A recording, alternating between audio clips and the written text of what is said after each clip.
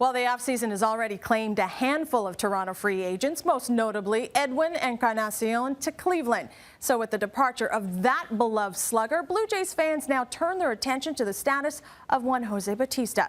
Could he be the alternate option GM Ross Atkins turns to as this front office continues to put together a playoff caliber roster for the 2017 season? Let's discuss, shall we, with Sportsnet.ca's Ben Nicholson-Smith. Last spring, Jose Bautista reportedly asked the Blue Jays for a 5-year, $125 million contract extension.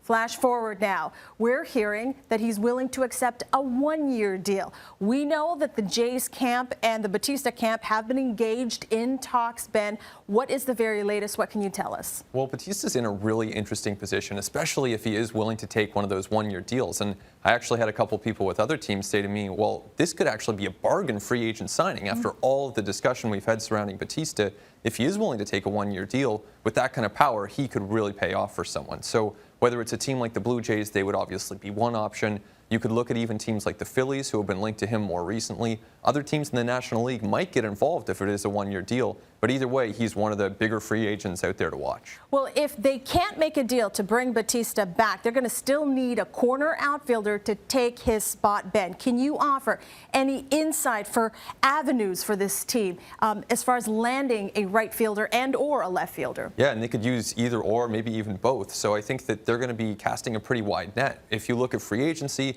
you have guys like Michael Saunders still out there, Brandon Moss. And then the trade market also has a lot of guys. You could look at someone like Jay Bruce, Curtis Granderson with the New York Mets, even Charlie Blackmon with the Rockies. They have a lot of outfielders right now, so that could be a player who's available in trades.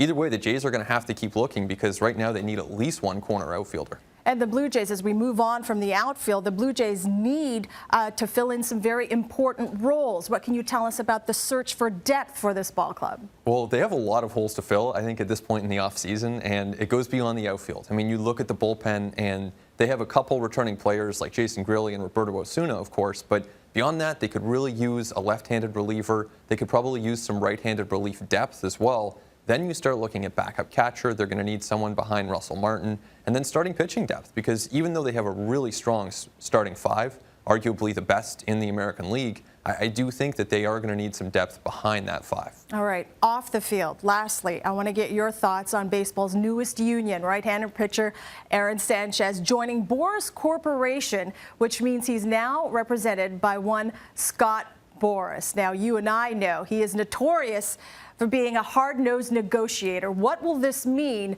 for the Blue Jays? You know, I think that in the short term, it probably doesn't mean all that much, which might be a relief for Blue Jays fans.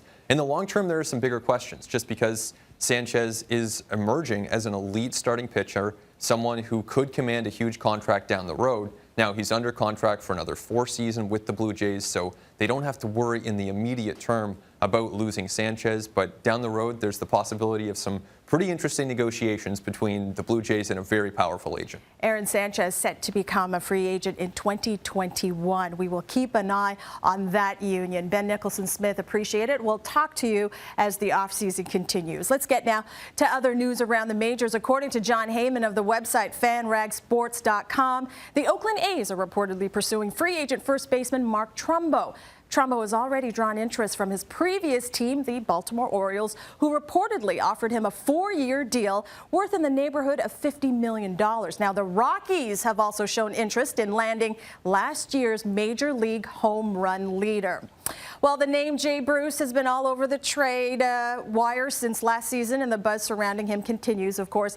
Ben mentioned the Jays could be interested in Bruce. Ken Rosenthal is reporting that the Phillies have expressed interest in the Mets outfielder, so long as they aren't required to part with any significant prospects or MLB assets in the deal. And finally, the Blue Jays kick off their annual winter tour next week. First stop, Regina on the 12th and 13th. After that, it's off to Edmonton for the 13th and 14th. Then the Boys of Summer wrap things up in Toronto, January 20th to the 22nd. We are under 6 weeks until pitchers and catchers report to Dunedin. Luckily for you, under 7 days until your next installment of Blue Jays This Week.